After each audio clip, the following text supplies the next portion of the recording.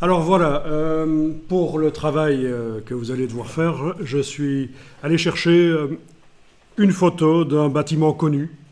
Voilà. Mais il y en a plein d'autres, hein.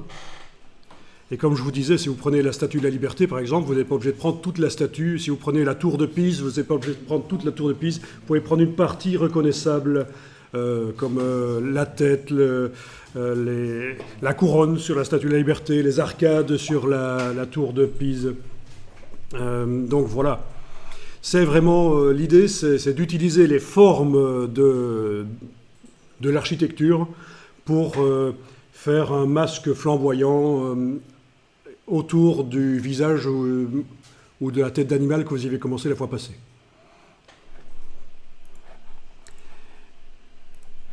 Donc, les consignes sont là et je vous ai donné plein d'exemples de masques exubérants et flamboyants. Je relirai les consignes après. Là, je vais directement redémarrer sur là où nous nous étions arrêtés la fois passée. J'avais donc utilisé une photo pour redessiner par-dessus en symétrie. Donc, normalement, vous savez comment on fait ça. Et la symétrie, il faut donc grouper les objets et appliquer un effet de transformation. Là, je suis en train juste d'augmenter la dimension de mes vignettes de calque, voilà. Donc, voilà. Alors, donc, oui. Donc là, sur le calque 3, dans le calque 3, il y a un groupe qui a un effet spécial qui est appliqué sur lui. C'est pour ça que la petite cible est grise. Ça indique que dans la palette aspect, il y a quelque chose qui se passe. Je sélectionne le groupe. Donc on voit que le groupe, c'est les objets qui sont sur la gauche du repère vertical. Dans la palette aspect, on a donc un effet de transformation qui est là. Si je clique sur lui, je vois que c'est un effet de transformation qui fait un miroir sur l'axe X avec l'axe de symétrisation qui se situe sur la partie la plus extrême droite de l'objet, du groupe en fait, du groupe d'objets. Et il y a une copie. Ça vous rappelle quelque chose vaguement? Voilà. Et on avait vu que si on voulait dessiner directement en symétrie dans le groupe, il fallait le faire passer en mode isolation. Donc, il est sélectionné déjà, voilà. Je fais un clic droit sur lui, isoler le groupe sélectionné. On est en mode isolation, et normalement, tout ce que je mets va tomber directement dans le groupe et va directement être symétrisé de l'autre côté. Peut-être que j'aurais dû afficher quand même l'image du modèle. Voilà. Est-ce qu'elle reste apparente? Oui, elle reste apparente.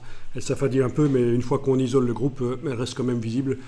Et donc, voilà, c'est juste une référence, là. On fait pas du scientifique, hein. C'est pas un document scientifique qu'on fait, donc c'est juste pour s'aider. On pourrait même prendre plusieurs têtes, plusieurs masques, plusieurs visages et les mélanger pour faire un nouveau visage, je veux dire. On pourrait faire au départ de plusieurs photos même, hein. Voilà. Et alors donc l'idée c'était qu'il valait mieux faire des lignes droites et puis par la suite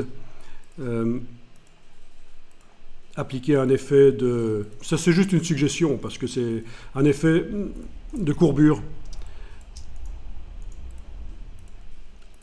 Voilà, comme on le voit, ça dessine en symétrie. Voilà. Alors, je pense que ça a déjà été fait sur les objets qui sont là. Je vais vérifier je vais en sélectionner un. Évidemment, vu que je suis dans un groupe, si ça marche, parce que je suis en isolation, je peux utiliser la flèche noire. Ça ne sélectionne que celui-là. Alors, palette aspect. La palette aspect. Ok. Apparemment, oui, c'est pas un effet spécial, évidemment. Donc, ça ne se verra pas dans la palette aspect. Ça ne se verra pas dans la palette aspect, parce que c'est un vieux truc qui date depuis très longtemps dans Illustrator, avant même que la palette aspect existe. Donc je vais recommencer le processus. Hein, ici, si je veux clic, majuscule, clic, si je veux appliquer sur ces objets un effet pour les rendre courbes, objet tracé simplifié. C'est une solution. Voilà. Objet tracé simplifié. Ici, je vais faire apparaître la totalité de la boîte. Ça peut être très intéressant. Ah ok, il ne le fait que sur un des trois. Pourquoi? Non, il le fait sur les trois. Ça dépend des réglages, vous voyez.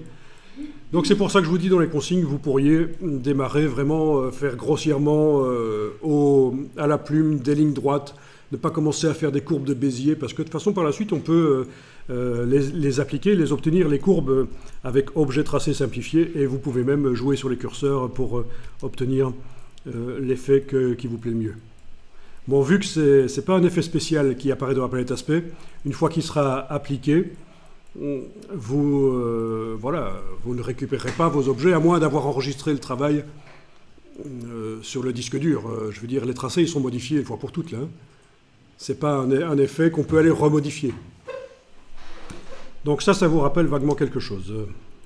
C'est ce qu'on avait fait la fois passée. Déjà arriver à refaire ça, c'est déjà pas mal si vous y arrivez, si vous maîtrisez, si vous connaissez, parce que c'est quand même assez ambitieux. Je veux dire, ici, on va dans des exercices qui ne sont pas toujours très très faciles.